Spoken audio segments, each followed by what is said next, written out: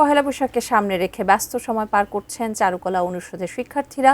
সেখানে আছেন সহকর্মী সাদিয়া ন্যান্সি। সবশেষ খবর জানতে সরাসরি যুক্ত হচ্ছি তার সঙ্গে।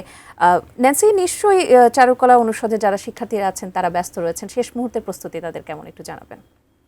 জানেন, আর কিছুদিন পরেই কিন্তু নববর্ষ, আর নববর্ষের ওই দিনটাকে রঙিন করতে চারুকলার পক্ষ থেকে যেই আয়োজন, সেই আয়োজনের প্রস্তুতি যদি বলি একদম শেষ দিকে কিন্তু সেই প্রস্তুতি চলছে। অর্থাৎ যদিও এখনও কাজ করছেন, আপনি জানেন প্রতিবার আসলে নববর্ষকে ঘিরে চারুকলার পক্ষ থেকে বেশ কিছু মোটিভ নিয়ে তারা কাজ করেন। এবারও কিন্তু যথারীতি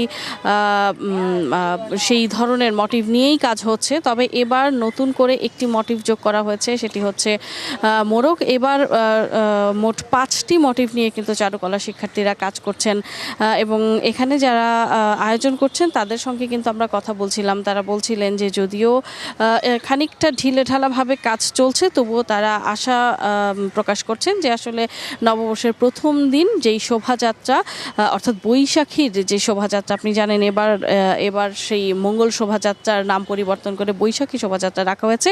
সেই শোভাযাত্রার যেই আয়োজন, সেই আয়োজন কিন্তু তারা একদম ঠিকঠাক সময়ে সেই মোটিভগুলো তৈরি করে সেই দিনটাকে রঙিন করে তোলার জন্য যেই আয়োজন, সব কিছু কিন্তু তারা সমাপ্তি করতে পারবেন, তেমনটি বলছিলেন। এবারের মোটিভের মধ্যে কিন্তু আছে হাতি, বিশেষ করে হাতি এবং মোরগই কিন্তু তাদের মূল আকর্ষণ। মোরগ যেহেতু শান্তির প্রতীক, আছে পায়রা, সেই পায়রা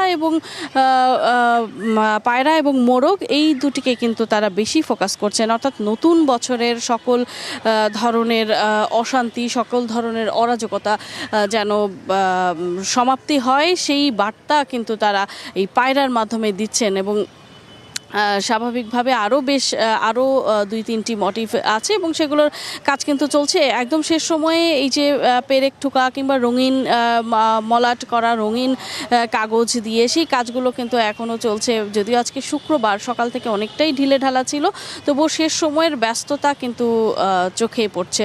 তো সব কিছু মিলিয়ে চারুকলার থেকে এই ছিল আমার কাছে বৈশাখের প্রস্তুতির সবশেষ খবরাখবর।